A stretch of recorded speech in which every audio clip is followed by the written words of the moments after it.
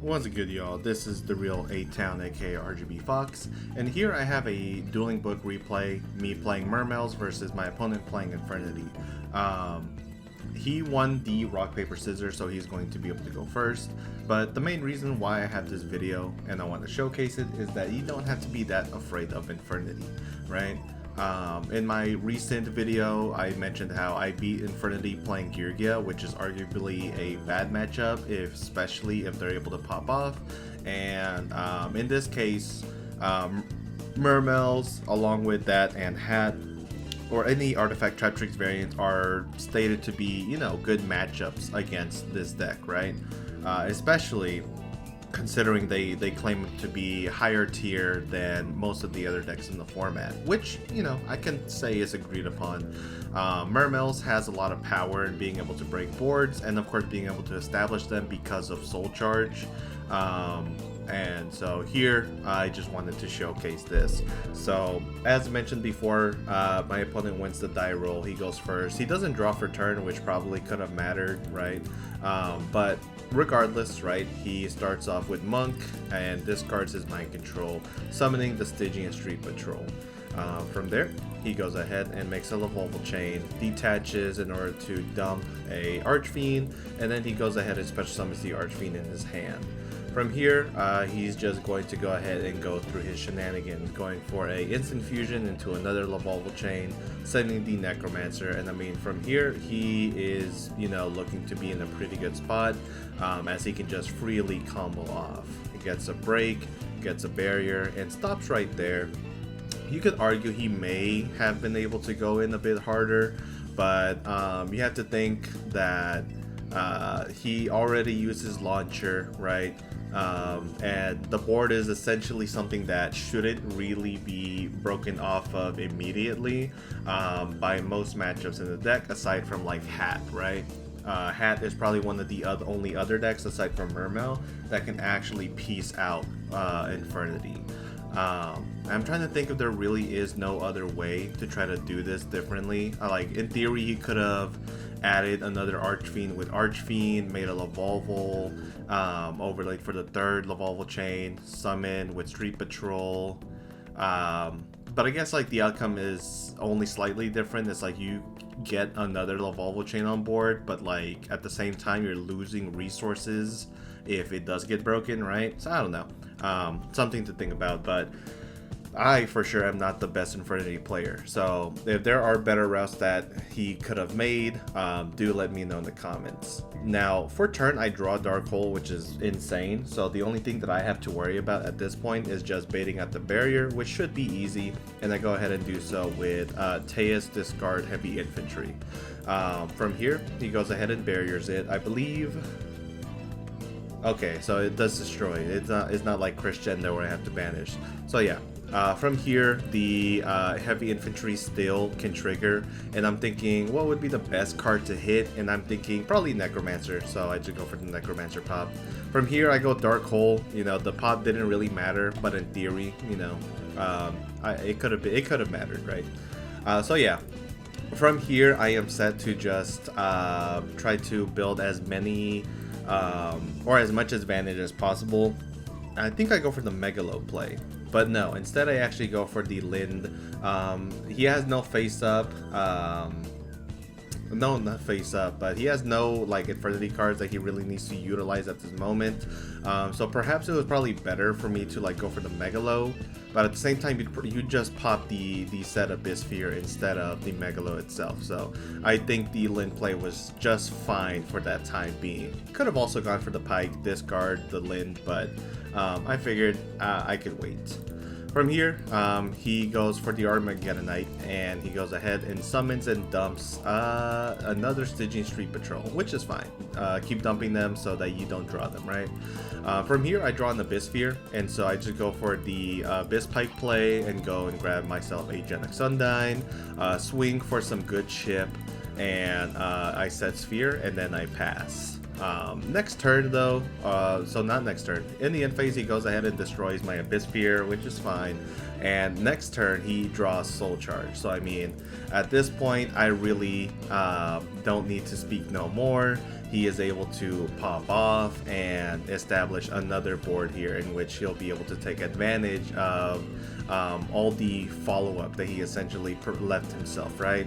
He has a Dweller, he has Necromancer Summon, grabs another Archfiend, overlays for the Leviair, pops my Pike, summons the Archfiend, grabs the last Infernity Break, goes for a Diamond Dire again, and because there's Dweller on the field, I really have nothing else that I can do, so I just go for a simple, Mulling Glacia into Genex Undyne play, but there is really nothing to be done. He has a Dweller, and while I can attack over it, it's Newt at this point, and now I have to skip my next battle phase, and I mean, that's just GG, man. There is really nothing else that I can do. I am living on borrowed time. So you'll see me scoop it up here in just a moment. Shout out to D Nasty, by the way. From here, he goes Rhapsody and Berserk, and I'm like, oh yeah, that's a game. Next game, I end up going first, of course. I go for, both players in hands. I have Abyssteus, TT, Marksman, Breakthrough, Maxi, and Soul Charge. He, on the other hand, has MST, Infernity Break, Stygian Street Patrol, Foolish, and Night Beam. I'm thinking I can just keep myself from doing anything turn 1, and so I just set to pass. He goes for the Night Beam, which, pretty good, I'm not gonna lie, and then goes for the MST. He drew Mind Control, which, you could argue is pretty good, but yeah, nah, I mean, it's not like the most impressive thing that you can have, right? So he goes for the Soul Charge for the Archfiend instead of setting 2, right? Which does seem pretty odd. Had an intermission there. Again, as I was saying before, I don't know why he didn't set everything when going for the Archfiend, because he could have, set, get a barrier, and then have a barrier plus a pop, right? So yeah, a bit confused, right? But anyways, moving forward, I get the one draw of the Max C, which ends up being the Turge, and the Turge is going to, do nothing here. I'm essentially just playing into a nothing board because he doesn't really have anything to threaten me at the moment. So my turn comes, get a debunk. I go for the Teus summon in order to also trigger the Marksman, and I think grab me a Abyss Pike. So yeah, that was done in the wrong order, by the way, but yeah. Instead, I do get the Lind. The Lind is able to get me, a lead, attack over the Archfiend, and then attack directly for 1700. And then I go for it in Abyss Gaios and pass. He goes ahead and MSTs. I mean, he's able to hit really good cards, and then goes for the, Abyss Gaios. On the Archfiend, he grabs a break and is able to deal another bit of damage, but ultimately it doesn't matter because I'm going to be able to predicate on the Gaios doing everything for me, right? Plus I have a debunk. He goes for the break, and I go for the DD Crow. Fun fact, break does not banish for cost, so if you banish the target, then they cannot pop. So yeah. Next game, we are going to go ahead and go second again. His hand is, while it's full of monsters, it's definitely not unplayable. It's just that he's not going to be able to use any of his interruptions for the time being. He does go for a Stygian though, getting a little greedy and going for the Kamion Wizard, Instant Fusion, Dweller. So, it's overall okay. I start my turn with an Abyss Pike, dropping the Heavy Infantry and grabbing myself a Undyne, and then I pass. He activates the Palabyrinth, and so I take nothing because it's at 15. He grabs Archfiend. He goes ahead, banishes the Street Patrol, summons the Archfiend, which again, very confused because he's not going to be able to capitalize on its effect whatsoever, but he must have a plan, surely. From here, I go main phase 2, Sphere, summon the Lind, and then end phase I go ahead and summon the Pike. Pike, discard the Marksman to grab a Marksman, and then I'm able to pop his back row, which again, it's an Infernity break for for nothing. From here, Dweller, I go for the Breakthrough, and then I go for the Undyne. Dragoon's going to grab me a Abyss Megalo, and then I'm able to pop off here, essentially. I go for the draw just cause, there's no real reason for me to do so, but why not? Grab the lead, and I'm like, I can't do that. And then I grab Pike, go for the Megalo, special, Gun, special summon the Pike, and Chain Link 2, Megalo grab the Sphere. Tribute 2, go for double swing here. Barely get over the Archfiend. I'm pretty sure it's like 23 right there.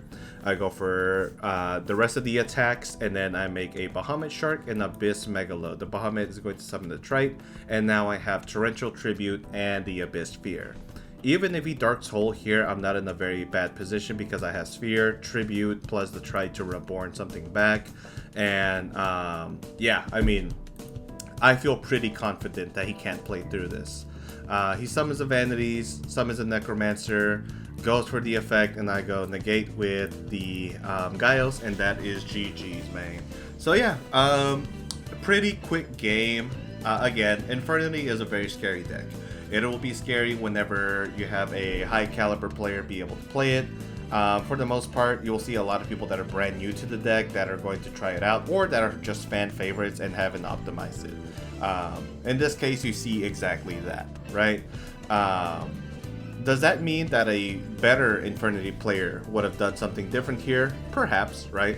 But I couldn't tell you what those lines are because I don't play that deck. So yeah, if you guys enjoyed this video, thank you for watching, and of course I appreciate the views that I've been getting so far, and hopefully they increase soon. If you guys want to see more videos like this one, I will have more, so I'll push some videos out here in the near future. Thank you for watching. Shout out to D Nasty, and I'll catch you guys on the next one. Peace.